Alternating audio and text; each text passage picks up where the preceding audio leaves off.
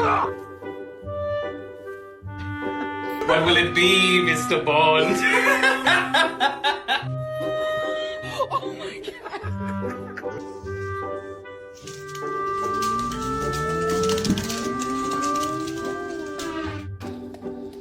Take it.